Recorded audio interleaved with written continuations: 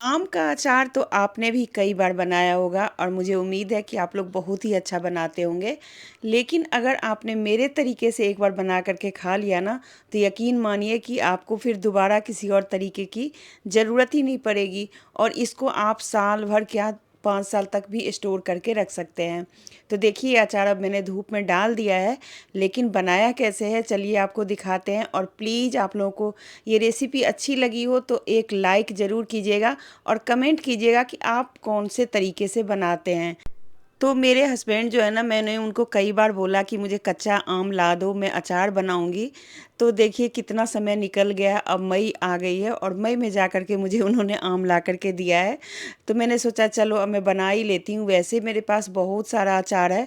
कई बार तो दिल करता है कि मैं अचार को ना बेचना शुरू कर दूँ, क्योंकि हर साल मैं ना 3-4 बार तो मैं बना ही लेती हूँ आम का अचार।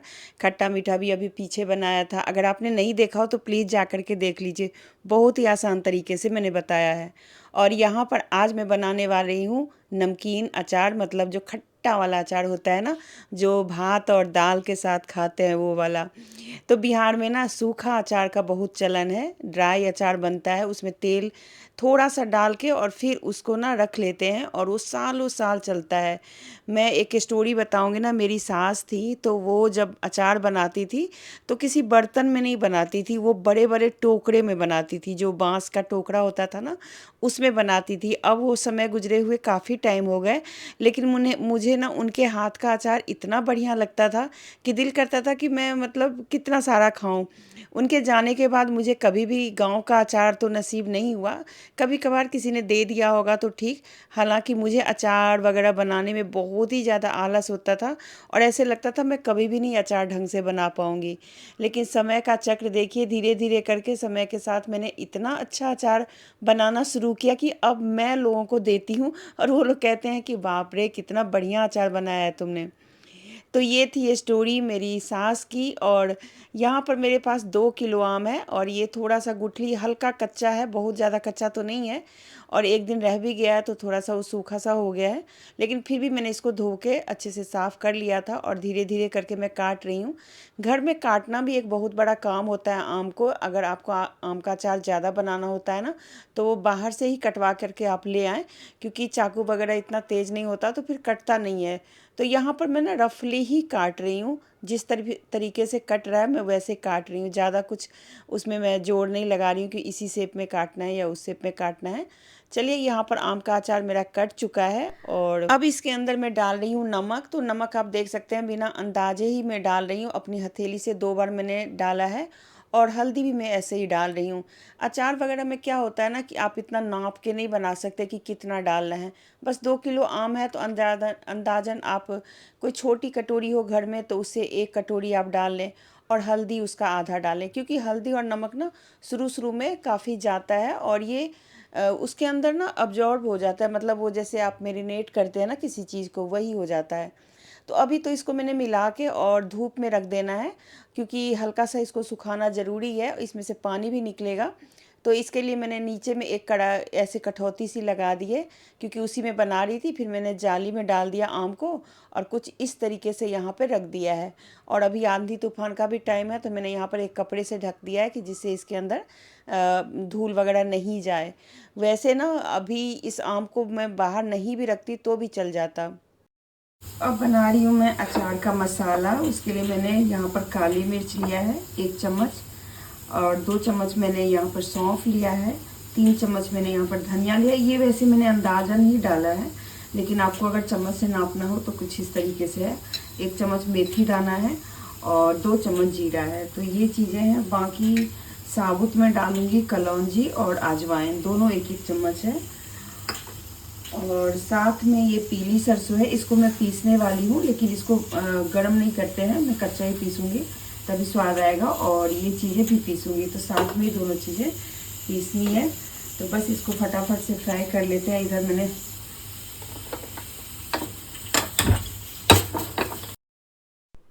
तो अब ये मसाले को मैं हल्का-हल्का भून रही हूँ, ज़्यादा नहीं भूनना है, हल्का गरम हो जाए। अचार के मसाले को ना हमेशा ध्यान रखिए, बहुत ज़्यादा नहीं भूनना है। बनाते-बनाते ही एक्सपीरियंस से मैं बता रही हूँ, अगर आप भी नए हैं तो इस तरीके से बनाएँगे तो बहुत अच्छा बनेगा। उसको ठंडा होकर के मैं पीस दूँगी, वो स्टेप मैं नहीं दिखाऊँगी आपको। यहाँ पर मैंने सरसों तेल को यहाँ पर देख सकते हैं मैंने गरम होने के लिए रख दिया है। और देखिए ये मसाला जो है ना, यहाँ पर सारे ही मसाले को मैं एक साथ पीस रही हूँ। तो जैसे कि दिखाया सरसों है और बाकी जो थोड़े से मसाले थे वो। तो चलिए यहाँ पर इसको पीस भी लेते हैं। और ये जो मेरा पोर्टेबल मिक्सी है ना, वो बड़े काम का है। कोई भी चीज़ झटपट पीसना हो ना, फटाफट से पीस जाता है, क्योंकि इसके छोटे-छोटे से जार हैं, तो इसमें छोटी-मोटी चीज़ें जो पीसनी हो, चटनी वगैरह या मसाले, फटाफट से पीस जाते हैं। इसका मोटर बहुत ही बढ़िया है, इसलिए ये आराम से कुछ भी चीज़ पीस लेता है। चलिए देखिए मसाला कुछ इस तरीके से पिस गया है, बहुत ज़्यादा महीन तो नहीं है पर ठीक-ठीक है। यहाँ पर तेल गरम हो गया, मैं थोड़ा-सा मसाला डाल के देख रही हूँ। और मैंने आम का जो फाँक काट के डाला था ना, वो मैंने पिछले दिन डाला था, ये अगला दिन है, क्योंकि 1 दिन तो लग ही जाता है आम को वो करने में। और जिस दिन मैंने काटा ना, उस दिन इतनी ज़्यादा बारिश होने लगी। तो चलिए यहाँ पर आम को मैं ले आई हूँ अंदर, और उसका पानी जो निकला है ना, उसी में फिर अब इस आम के अचार को मैं डाल दूँगी।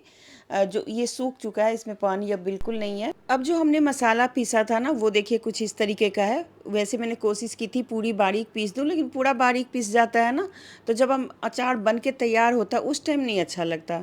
यहाँ पर अजवाइन और कलौंजी जो होती है वो मैंने ऊपर से डाल दी है साबुत। और अब मैं डाली हूँ 1 चम्मच हींग।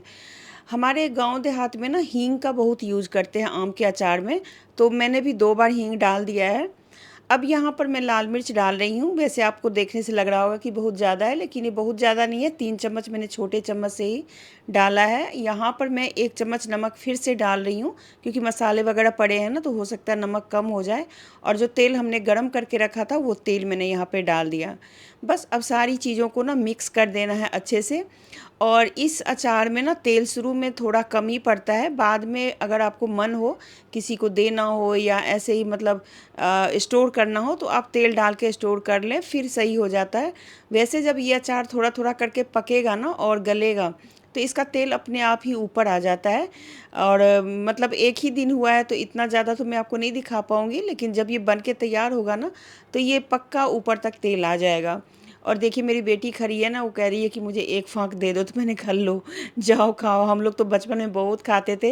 हमारी तो दादी वगैरह कहती थी कि भाई आधा तौला जैसे अचार बनता था ना, हम ऐसे ही छुप-छुप के खा लेते थे, लेकिन अब के बच्चे तो बिल्कुल ही नहीं खाते। तो चलिए ये तो हो गया। अब यहाँ पर मेरा जो एक ग्लास का जार है उसके अंदर रख रही हूँ। अच्छा, इस ग्लास के जार को ना मैंने पहले खूब अच्छे से गर्म पानी में धोया है, और फिर मैंने इसे धूप में सुखा दिया है। धूप में भी सुखा देते हैं ना तो अच्छा स्टेरलाइज हो जाता है, बस गीला नहीं होना चाहिए।